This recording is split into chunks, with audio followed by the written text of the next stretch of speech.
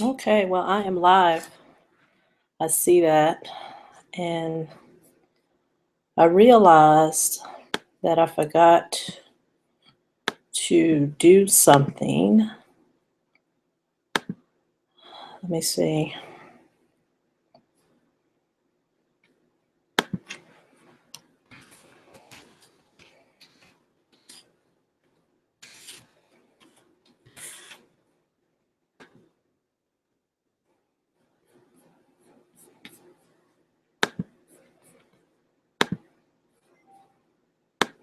So I am going to discuss student loans because that is a topic that I get a lot of questions about. And so I'm going to start with, I'm looking over because I have some notes because it's a few points that I'm going to talk about regarding student loans. And the reason why I decided to discuss this topic is based on uh, many of the questions that I get. And what a lot of people don't understand, yes, I did videos in the past talking about student loans, discussing how they can affect your credit, what you can do to prevent them from ruining your credit, and how to get them removed. But what a lot of people don't understand is that it's not a one size fits all solution. And so a lot of times people will send me an email saying, well, this is what's going on with my student loans, and what should I do? And I always say it really depends. And so I'm going to start my topic off tonight with letting people know that a lot of major changes are happening now with student loans. And if you've never cared before about student loans for the past 8 years, this is the time now that you better be aware or know what's going on. And I said this in the early part of 2017. I said it in 2016. There may be even videos where I talked about it. I know I've said to my clients and the people that are in my online class, I said, right now, the 2009 changes that occurred with student loans that were put in place with the previous president, I said, you need to take advantage of that protection if you have federal loans. Private loans, like I always tell people, that's a whole different animal. They work totally different.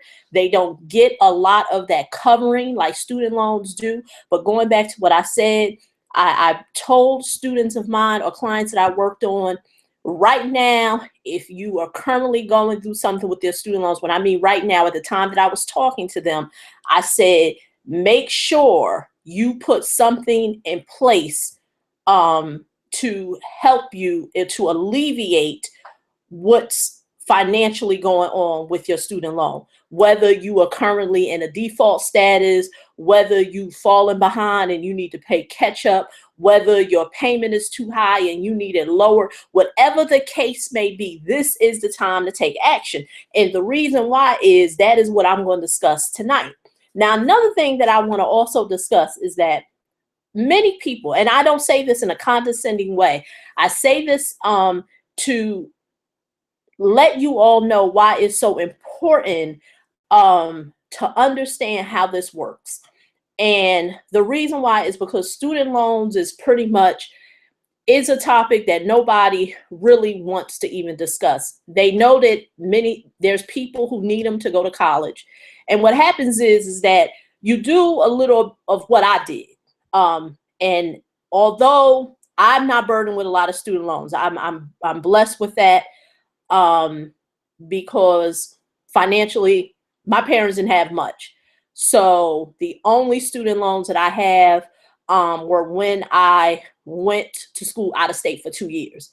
And then for the remaining part of my school time in college, yes, I was one of those people who were on the 6-year plan. I didn't do 4 years. I did 6 years in college. The other 4 years I went in state. And so I was fortunate enough that when I came back in state, I was student loan free. And if I had listened to my parents, I wouldn't have had any student loans. And even the little student loans that I have now is, to some people, is really, it's a joke.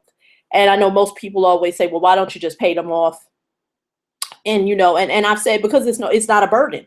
I mean, my payment is less than $100 or maybe close to, it's not much. And it's never been a burden on me. And so, but I understand it is a burden for many people. But going back to what I've said, there are people, when they entered college, all they knew, pretty similar to me, I want to go to school. And they didn't know what type of loans they were getting. Pretty much just like myself. At that time, all I remember being told, this is a guaranteed student loan. Guaranteed meaning you can guarantee to get the funding. That's all I knew. But for some people, they were given loan documents without them understanding what they are. The reason why I say they don't understand is because, not talking from a place of theory, talking from a place of what I'm currently seeing now. When I, talk to people, whether it's online or face to face, we go through the loan inventory. Yes, we got to go through an inventory of their loans. I'm not talking about, because many people want to tell me what's on the credit report. And a lot of times what's on the credit report is not matching what's in the inventory system of the loan holder. Two different animals. Credit report, the inventory loan system, whether that's federal, private, or what have you, there's an inventory system that you have to look at to see how many loans you have. When I'm doing that, you will be amazed where students, or I shouldn't even say students, but the people that I'm talking to, consumers, they don't know. They don't know what's private, what's federal, then what's federal, what's subsidized, what's unsubsidized. Don't know, because they pretty much was like myself. So I don't say this in a condescending way. They were like myself. Hey, I want to go to school. Financial aid told me sign this paperwork, and I just signed it. But unfortunately, many people that I talk to are people who went to school from roughly sometime in the 2000s. So I say anywhere between 2004 onward. They're not like, I have to actually say, I've only had a person who reached out to me, and this is just from what I've discussed in videos or what have you, where their stories are similar to mine, whereas roughly, I want to say she was probably my age, because we just had a phone consultation, and the timing of when she went to school. So there's not too many people where this burden is coming from are similar to myself, meaning you were a student in the 90s and you have student loans, unless you went to school consecutively, meaning that, you got your bachelor's, then your master's, then your PhD, or went to medical school or law school or what have you. But if you just went to undergrad school, from what I've seen, rarely do I get a person who's burdened with a lot of student loans. I say all that to say, what I'm noticing is that the bulk of the hurt, the financial hurt, is coming from newer students who went to school sometime in 2000s, and they're hurting. They're hurting financially. And so my point today is that I'm going to talk about some different things that are changing with student loans. But the one thing that I want to point out, and this is what people don't know, is the first thing that when I ask a person to see what they know about their student loans, and if you're watching this video, I want to ask you this. The first thing people start off with saying, well, I know it's a federal loan because it's with Navient, formerly Sallie Mae. Oh, I know it's a federal loan because it was with Nelnet. And I'm here to tell you that is not a deciding factor on just because your loan was with Sally Mae, Nelnet, not Navient or Nelnet, that you have a federal loan. This is what people do not know. Navient and Nelnet are servicers of federal loans, meaning that the federal government is the one who dispersed the funds for you to go to school and to get a federal loan, whether that's unsubsidized or subsidized. That I will go over in the video, in this video. Normally I go into the intricacies of student loans if you're a student in the class. So with that being said, they're servicers of loans. But what a lot of people don't know is that Navient and Nelnet also know that financial illiteracy, ignorance, whatever you want to call it, not to call nobody ignorant, is a $1 billion industry. So currently right now, from the numbers that I've read, they say $1.3 trillion is what's outstanding in student loans on a federal level. So with that being said, it is broken up into different servicers who are servicing that loan. The most well-known ones are Navient and Nelnet or Great Lakes, but there are others. U.S. Funds is one. But what a lot of people don't know, and that's why I left off at, is that they also provide loans. See, people don't know that. They don't know that Nelnet and Navient also provide loans. So there's a good chance that when you went to school, you could have gotten a loan from Sally Mae, also known as Navient, depending on what time you went to school, where they provided you with a student loan too. But what you did not know was that it was not a federal loan. It could have been private, because they're in the business of also dispersing loans. So understand that Navient and Nelnet also service loans. They got a servicing division, and then they also have a division where they underwrite loans. They want the money too. They want to get into the business too. And so their loans are private loans. They're not federal loans. So that's why I say when people come to me and say, oh, I'm looking at my credit report and I know that it's a federal loan because it says Navient. That ain't it.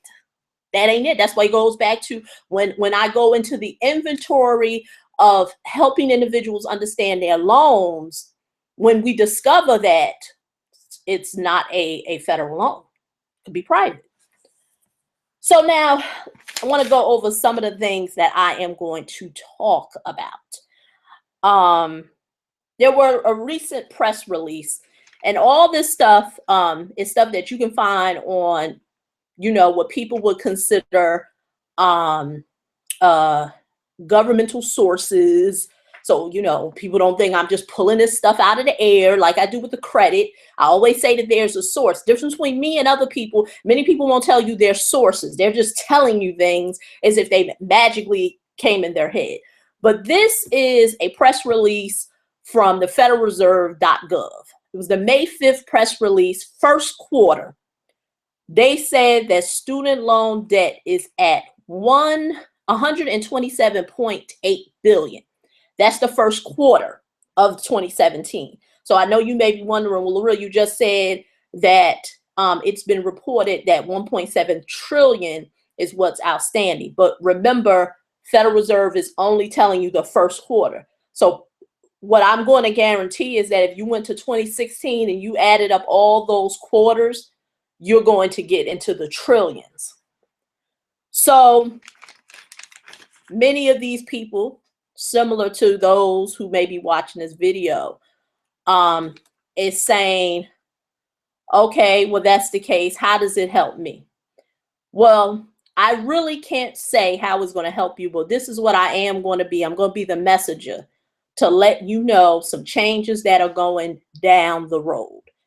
And so it's up to you to decide if you're going to take action to do something, because this is not the economy now where you want to play victim. Let me just grab, I need to grab my cord because my computer is about to die. Okay.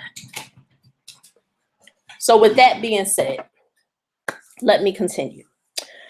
So I'm going to talk about the student interest rate hike that just actually is going to occur this year. So many people, have asked me, okay, what could they do? I have a child who's in school.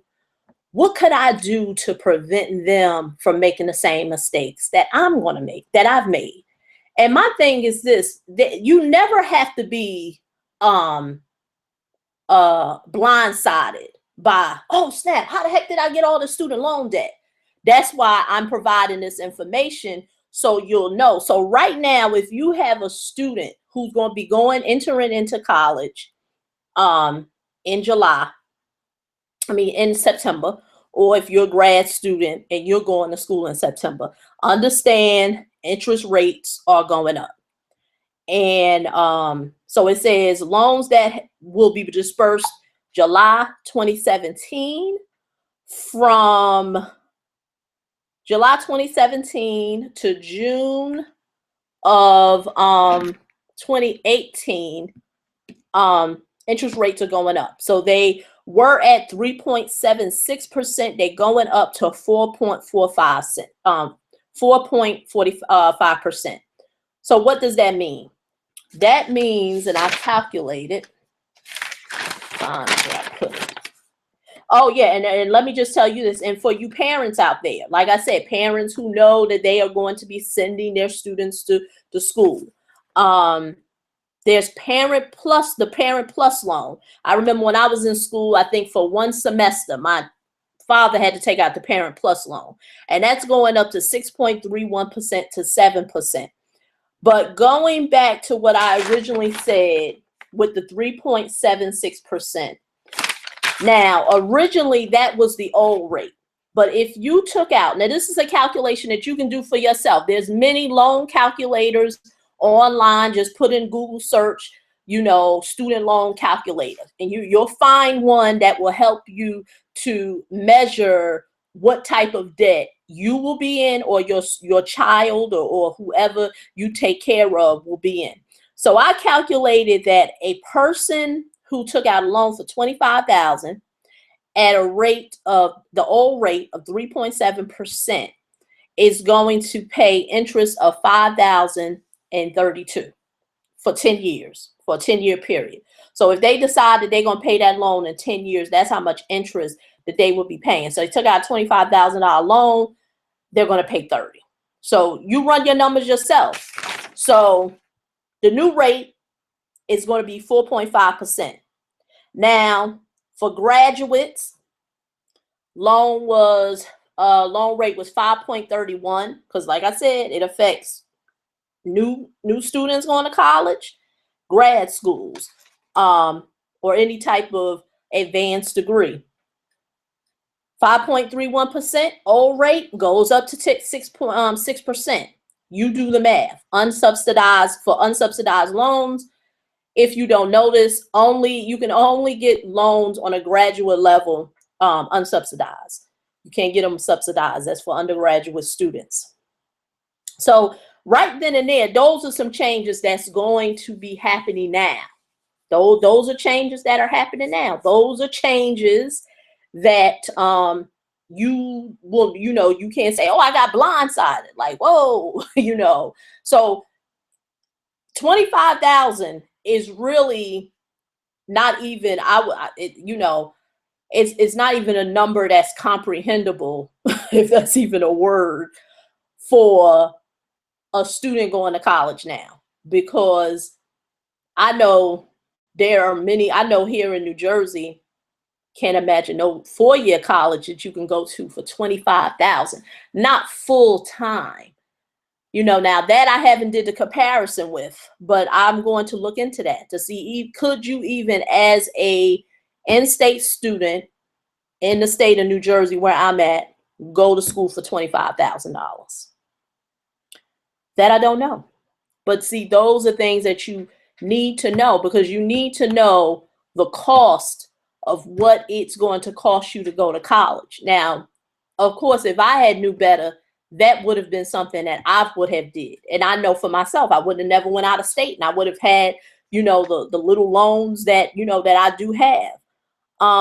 But I do get, parents that come to me and say, what can I do to alleviate the pain for my children so they won't go through what I'm currently going through? And that's a way, knowing how much you are going to pay for school. Now this is when it gets really good. Defaulted student loans.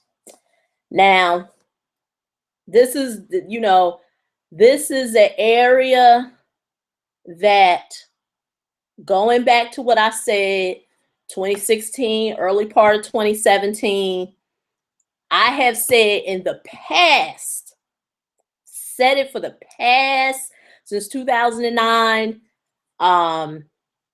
and I've said it in many videos. During the old administration, I've said all the time, there is no reason why anybody should default on their student loans, because there's so much help out there. Federal. We're not talking about private. We talk about federal. And so I understand many people just, they don't have access. They're not getting access to the information because they're not looking. And so that's why I do videos like that, like this, to be able to share to those who don't know. So under the old administration, if you had a defaulted student loan that was taken, because once you default on a federal student loan, it comes out of the federal system and it's given to a debt collector for student loans to collect on it. Under the old administration, they didn't allow debt collectors who collected on these federal loans to put exorbitant fees, because all it did was financially hurt the consumer, whereas they didn't even have the money to pay the first time. Then if they do want to be able to pay on these student loans, now why burden them with more debt? Well, things are now changing. This was another report. This one was put out by, I think it's called consumerfed.gov. And that's like a site that they talk about all types of financial matters, but they're letting you know the bills that are passed in the government. And so now, with the changes, if you default on your student loans and a debt collector has to collect on that student loan, they legally are now able to put double-digit fees, percentage fees, on top of the outstanding loan amount to collect on it, up to 16%. They can now do that. Now, this is the part, this is the caveat. But if the borrower, consumer borrower, decides within 60 days to cure the loan, then they can't do it.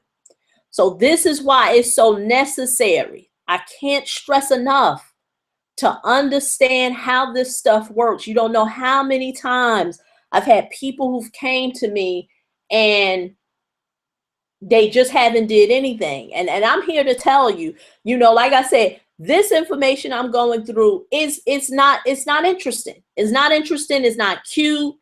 Most people want to know, okay, well, what's the magic pill for me to get rid of a student loan? And this is what I tell people. Getting it removed off your credit report does not eliminate it being removed to be collected on. It just doesn't. And so, and that's how people fall victim to, those credit privacy numbers and CPN numbers or what have you. I have people now still commenting on a video that I did about CPN numbers, still saying how they are legal. And the sad thing is that when you are burdened with so much financial hardship, anything looks good. And that's why I know that this stuff that I'm talking about is not pretty. I've already talked about how interest rates are going up on student loans. So if you decide you want to go to grad school, you decide you have a child who is going to school in September, understand the burden of loans that they're going to have and a financial burden that is going to be put on them. Understand that. Understand that if you currently have a student loan and you're not paying on it, or if it's defaulted, you have a period of time to be able to cure that loan. If not, the debt collector who comes and collect on that student loan is going to tag on fees. I mean, USA Funds, which I said is another servicer that service loans, you know, they fought the U.S. Department of Education to be able to get paid these excessive fees. They fought it. So they were like, no. We collecting on these loans, on these defaulted student loans. No, we got to get our pay. We got to get our pay. But see, the thing is that there is help, but you have to do it within a period of time. See, the day is over of saying, oh, woe is me. You know, it's too much information out there. And I've said this before, you know, don't let no one make you feel bad for getting help. There are so many people who have come to me and say, oh, I can figure that out myself. Well, if you can, then why are you calling me? Well, if you can, why are you sending me emails? See, if it was just that easy, you wouldn't reach out to me or anyone else. You would just do it. So that's why I always say, don't let no one make you feel bad for getting help. Because when you are being burdened with financial hardship and you know that somebody knows something that you don't know, get help. I had a conversation with a lady, I believe a week ago or a week and a half ago. Student loans, once again. She thought, one part of the conversation, just not to share everything, but she thought that she would not be able to get any student loans. And I told her, oh, no. There's always somebody willing to disperse you some funds to go to school. And I know that what she was looking at in terms of subsidized loans, because I know that the person was looking to go to grad school. On a graduate level, you can't get subsidized loans. But you can get unsubsidized loans, you can get private loans, the list goes on and on. Like I told, there's always somebody willing to loan you some money, especially when it comes to student loans. I mean, it's something how the private loan, student loan industry, they got pop-up commercials everywhere letting you know that you can get a private student loan. And understand, any current help that the federal government is giving, relief for those who have student loans, that you will not get that relief with a private loan. You will not get it. That is that loan dances to a beat of a different drum. You have to work that out with that lender and hope that they can give you some leeway. So I say all that to say, going back to that woman and going back to what I said about not letting people make you feel bad for getting help. What is worse? Would you, because my thing is this is what I know. And I don't have to be an insider in the federal government on student loans to know this is the case. You are not going to, there's no way your student loan going to just evaporate in the air. Like, oh, I got student loans and just, you know, some way it's just going to evaporate. I mean, I had a lady who said something to me, well, you know, it's been a lot of stuff in the in the news lately about Navient and what they were doing. I said, yeah, that may be the case, but that don't mean you don't have no student loan. that don't mean that, you won't still have to pay them. My student loan is serviced by Navient. All that stuff that was going on at the beginning of the year, how the consumer, the CFPB or whatever, said that they were being unscrupulous with their practices of collecting this, that, and other. My statements never stopped.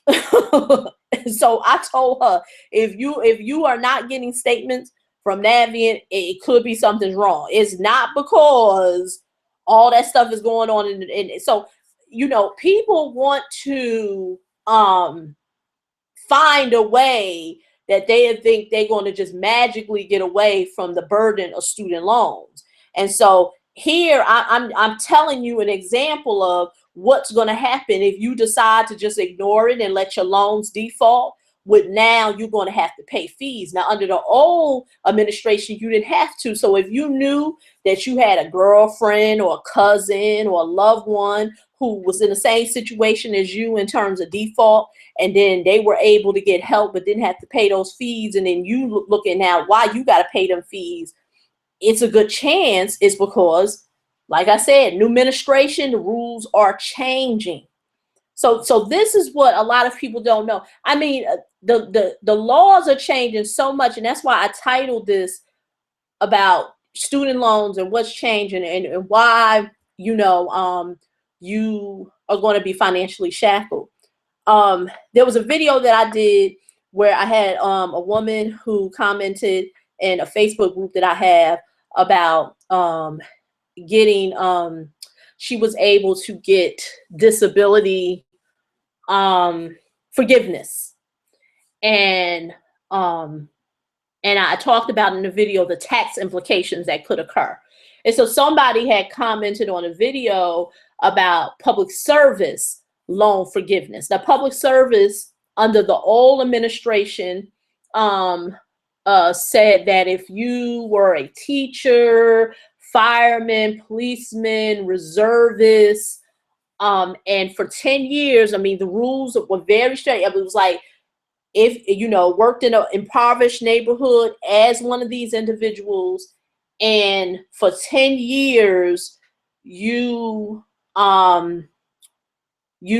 paid on these loans on time, you can get some help, forgiveness help is what I mean. And recently was reading, I even have notes on that there were some people that got contacted by the U.S. government saying that the approval that they got for this public service loan forgiveness program had got revoked, and that they wouldn't be given that forgiveness because new administration, rules are changing. So right then and there, people who had got approved in 2016, sometime in the fall, because there was a period of time, because what it seems to me is that they're going to grandfather some people in. But since these people had just got early approval, they sent a whole bunch of letters out like, oh no, we're sorry. No, there's been there's a new sheriff in town. That ain't gonna happen. So right then and there, those are changes. Like I said, the sad thing is, and this is what I know, and then I'm going to go into two more things, changes with student loans, is that the individuals who think that there's a way to get from under a student loan and ignore it or what have you, and then it becomes a defaulted student loan, are the same ones that are going to be looking for a tax refund. And pretty much in this country, you can't do much if you have a defaulted student loan. I mean, it's almost like you committed a crime or something, an identity theft crime. I mean, if you try to go back to school and get another loan, you can't do that. You ain't gonna get you're not gonna get your tax refund. It ruins your credit. So if you try to get a job, and many jobs just are looking at your credit, they ain't gonna, they ain't gonna let you do, get the job. Then your credit is ruined and your credit score is so low. And so if you try to look for a place to live, rental, you're not going to get that. I just recently was listening to some real estate investors who are doing very good, millionaire real estate investors, and they talked about how we are entering into what is called the renters market, and how investors who understand, buying and holding, knowing what their strategy is, are picking up more real estate properties because they know that they're entering into a renter's market. Because we got two dominant groups. You got the baby boomers who have now either retired, about to retire. They don't want the burdens of buying a home. So many of them are liquidating any houses that they owned and selling them. And so once they sell it, they're not looking to go into another home purchase. They're looking to rent. I know, in the suburbia area where I'm at in New Jersey, there is a lot of people who've owned homes and are now selling them because you figure they're about to retire or retired. Children are grown, children are married, children, have children. They're looking to move south. I know I was recently talking to someone at my church, lives in a nice part of New Jersey, suburbs here in New Jersey. They're looking to liquidate their home. Already got an offer on a home down south. They're going to, going south, and there you go. So I mean, even though they're purchasing, and I know I talked about it, we're entering into a renter's market. I say all that to say that these real estate investors were saying the two groups: baby boomers who don't want to buy, they prefer to rent. And then you have millennials who don't want to be held down to a home mortgage. And a lot of times, many of them can't afford it because they're burdened with so much student loan debt. What's so funny is that there was a time, and for my, I say my old G's, for those who are watching this video and graduated sometime in the late 80s up into the 90s, may remember there was a time when student loans were considered good debt. Who remembers that? I remember that because I remember when I graduated out of school, a few years after that, was looking to buy a home. And that was when I was trying to rebuild my credit sometime in 98, 99. And I remember going to workshops to understand how all this works. And I remember the loan people used to always say, when you're looking to get approved for a loan, a lot of times the lenders or the underwriters do not look at student loans as part of your debt to income ratio. Now they do, but I'm talking to my old G's. I ain't talking about now. So for those who are in the mortgage industry and like, they look at that. I'm talking about my old G's, people who pretty similar to myself in the 40s was looking to look at real estate sometime in the 90s or whatever. At that time, they considered student loans as good debt. And so the reason why they considered it as good debt, because your debt to loan ratio, that wasn't part of debt. So they only looked at, consumer debt. If you had a car note, what your mortgage payment would be, this, that, and other. Now this is totally different. So that's why I say for those who are in the real estate industry now, that's not the case. Now they are looking at that. I mean, literally, there's been people, they're burdened with so much student loans that a lot of times they can't even get approved for a house because their student loan payment is so high. So there you go. So that's why I said not to make fun of those who have defaulted on their student loans, but help is here. Reach out to me. Like I said, there are many ways that you can reach out to me. I do I do a 30-minute, consulting. It's not really consulting. I don't really want to call it that, but that's what people understand. It's really a clarity session. It's for people who just want to ask me a quick question, because I get a lot of that. They're either trying to ask me a question on a YouTube video or by email. And so for 30 minutes, I'll let you pick my brain, can ask me a question. I have that. Then on a weekly basis, I do the Do-It-Yourself Credit Hub. And so there you get more personal interaction with me. And so that's why I said, don't let nobody make you feel bad for getting help. Now, another matter that I want to talk about, once again, what keeps you shackled? Student loans. That this is another, like I said, another press release that I was reading. I think it's consumerfed.gov. Like I said, another way to get shackled. Student loan cash out refinance. So everybody getting a piece of the cut. Now this one is actually administered by Fannie Mae. So now Fannie Mae's selling guide to loan originators are helping them to understand how a student loan cash refinance works. See, that's why I'm saying many of us, and it goes back to what I said, I did a video on the symbiotic flows of debt.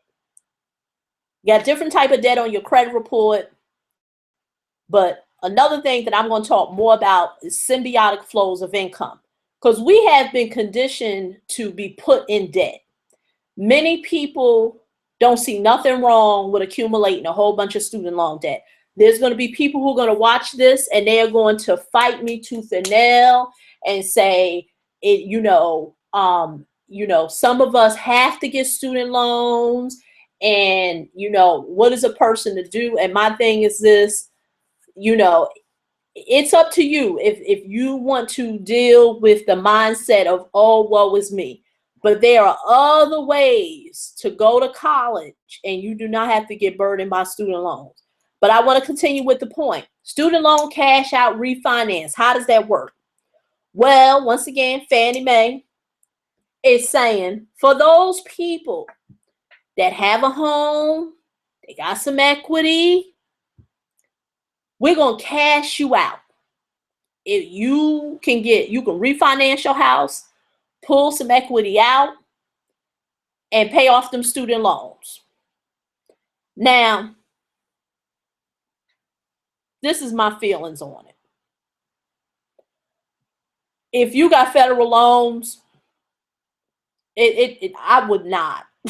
Like you setting yourself up, because my thing is although the changes of federal loans are occurring, there's still going to be some type of financial help leeway that if you decide to refinance your house, to pull equity out to pay off student loans, I would hope that would be for private loans. But this is what I did appreciate about the press release that consumerfed.gov did put out, is that the article did say, Fannie Mae did say who it was for individuals. So it goes back to, I did videos about this where I said financial illiteracy is $1 billion industry. They know more about your spending habits than you. And so I have to say, I appreciate that they're saying who it's targeted to. Individuals with solid incomes and stable employment. Pretty much parents who took out Parent Plus loans for their kids and they want to be able to get some of the relief from those loans. But my thing is if they're federal loans, I would not package them in of my home loan. Me personally, I just wouldn't do it. It's too much to go into with this video, but I am never an advocate of pulling equity out to go into debt. I am an advocate of it. If you have equity, to use that equity to help you do something to build financially. Pull equity out to start a business. Pull equity out to buy real estate. Things that are going to appreciate.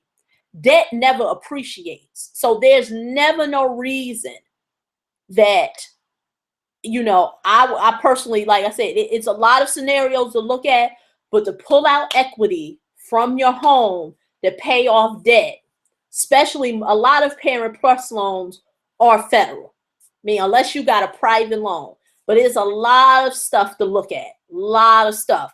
But once again, it's just another way people just gonna be shackled.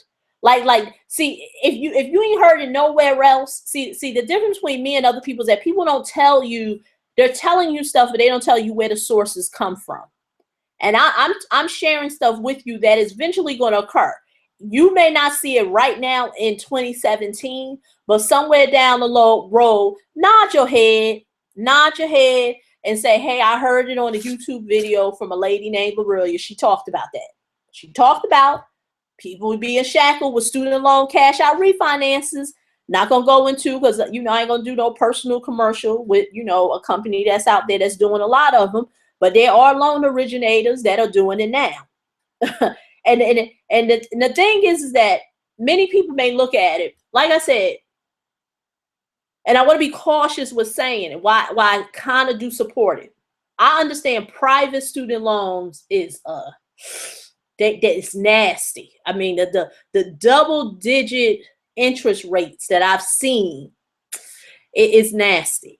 And so the sad things with private student loans is that the interest is not tax deductible.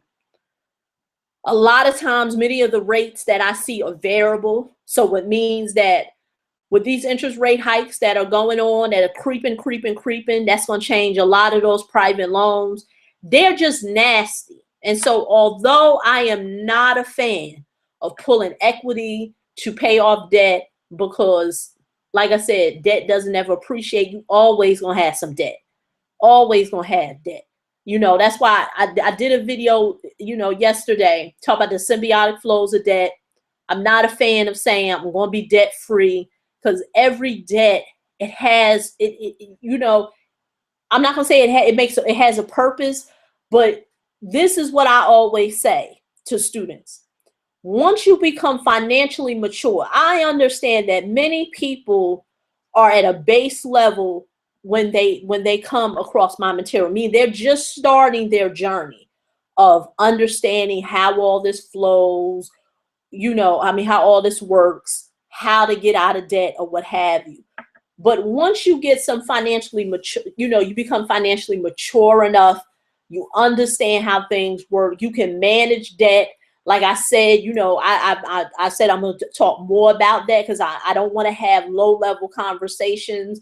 They're low vibration conversations of I'm in despair, I'm financially, hurting, and there's no way out. And there is a way out, but it's going to cost, and if you try to do it a free way, it's only going to hurt more, because your process is going to be slower. So I say all that to say, if you're financially mature enough to understand how to have debt work for you, that there's a lot of things to consider. But that's one. And then my final piece is the student loan management system. So what was going to happen, and and you may be wondering, okay, well, how does this all work? So I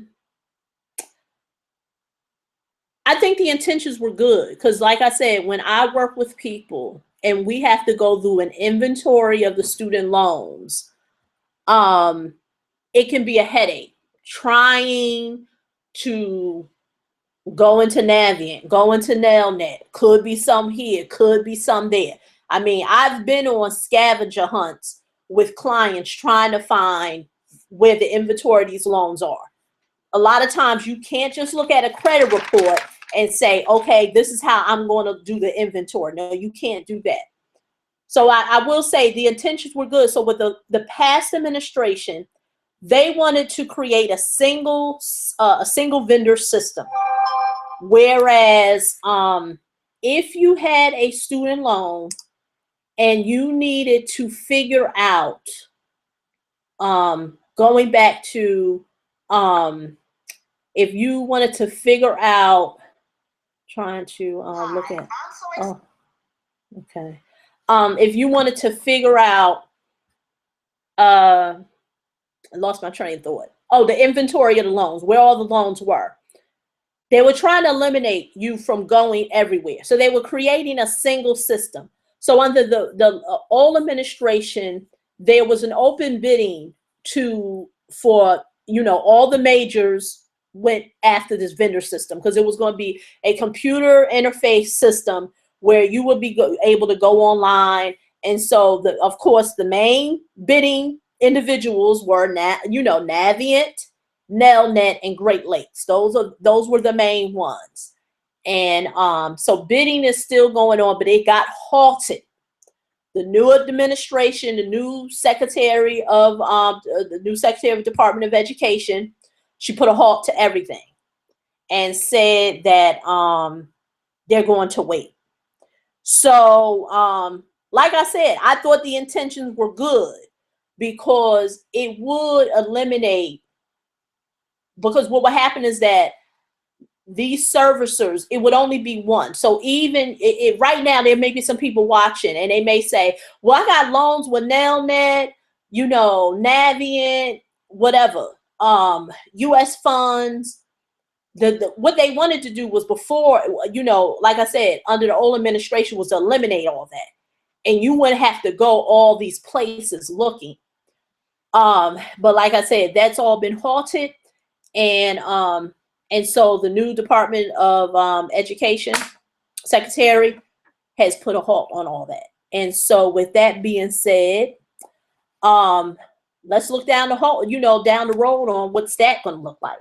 So like I said, a lot of major changes. Now, if you are someone that's saying, Lorelia, I need, I just want to make sure I covered everything. Yeah. I was just saying about that. Yeah, it happened in April 16th. It was a bidding. The bidding began, and the three major finalists was Navient, Nelnet, and Great Lakes. Yeah, but everything got halted. So if you're somebody and watching this, you like, Lorelia, I need help with my student loans and some other financial matters. Like I said, there are many ways that you can decide to take action. I always say the videos that I provide is to provide you with awareness, is to wake you up. When you need a little more hand holding, that's when you have to make the next step. Because all it's going to do is fester more, especially if you got these student loans. I mean, I'm not one to pass judgment, but there are people who reach out to me 90 days, 100 days past due.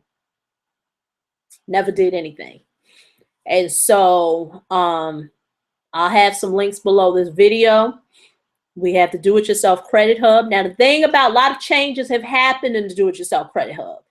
So it used to be weekly, plus you had a private 30-minute session with me. That's no longer the case. That changed in the early part of May because people have came to me and said, oh, I didn't know it changed. Unless you were already a student. There are people who signed up when I first launched it in March, and they're still students, But unfortunately, the new people, that's not the case. Because what I've noticed is that people they were getting too much access, and they weren't ready for it. They were not ready. So you no longer at $97. You're not going to get me every week on a Monday, plus in addition to 30 minutes private one-on-one. You will get the every week, but it's not. And I've changed some ways of how the interaction do occur. But there's no more 30-minute session. But if you become a student, you do want to, still want the 30-minute session, there is something that we can work out. And that is only disclosed once you become a student. And other than that, I'm going to tell you some things that I am going to have going on down the road. Going to be creating online courses. So for those people who say, hey, I'm just not ready to make that investment, and I just kind of want to further my education with this matter. And so that is going to be there. Still have the 30-minute clarity sessions. Like I said, right now, still doing the business credit builder for those that, like I said, I'm going to be changing some things on that website because it's going to be a application first. So right now, if you go there, the price is there and you can pretty much pay. But I'm no longer doing that. I want to do an application first because I'm very selective with who I want to work with, because there are certain things you're going to have be in place. It's not going to be a case of tell me what I need to do. I don't want to do nothing. Do this, do that. It's not going to be one of those, it's someone who's really serious about leveraging their personal credit to build lines of credit for their business, whether it's to start a business, currently have a business, even if they want to do something simple as e-commerce. Those are some things that I'm going to be talking about.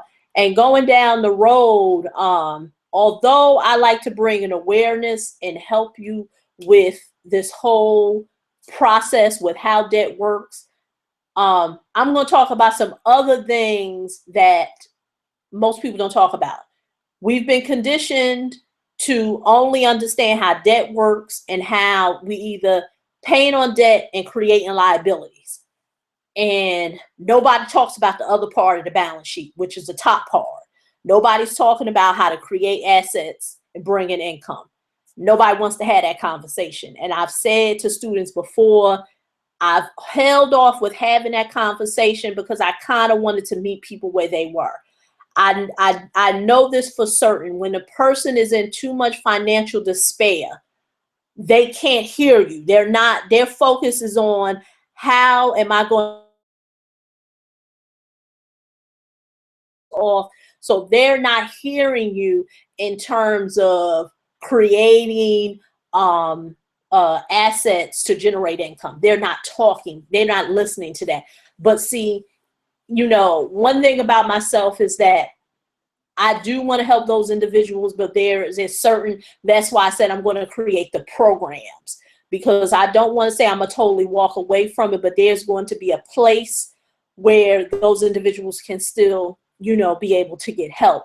But it's not nothing. That's why I've eliminated the 30-minute session from the Do-It-Yourself Credit Hub for $97, because in all actuality, that was a giveaway.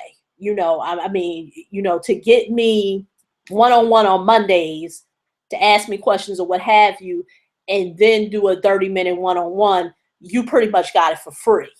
Even if you paid $97, it was for free. And so unfortunately, like I said, some people just, it was, they just were not, it's not nothing that I want to do on an ongoing basis. So that is why I'm concentrating more on making people aware of why now they have to do something. Like I said, I am not a one-trick pony. I'm not somebody who's trying to, provide to you the magic letter for you to go from a 500 credit score to 700. It's too many people doing that. It's too many people doing credit.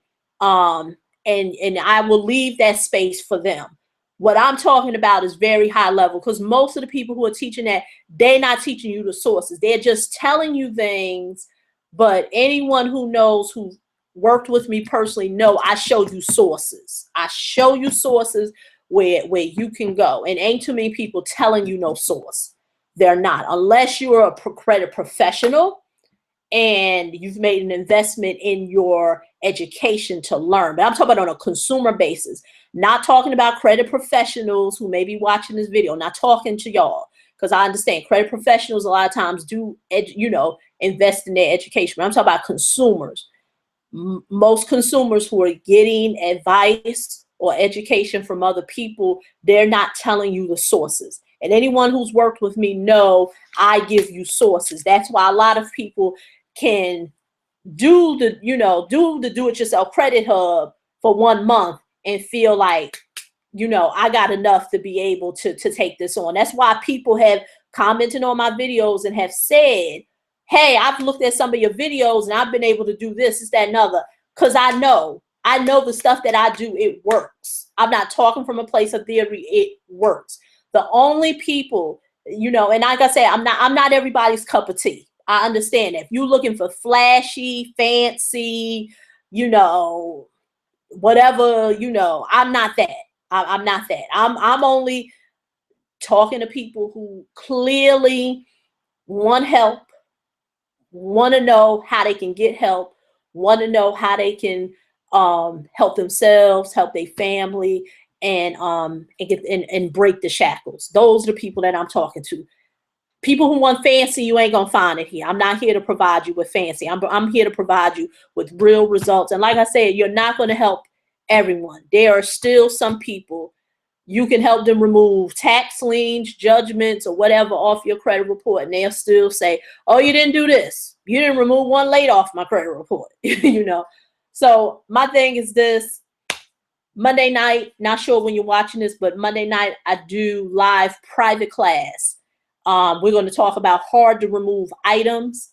We're going to talk about some game changing stuff in terms of debt collectors, because there are some tricks that debt collectors are doing now to be able to still report information on your credit report.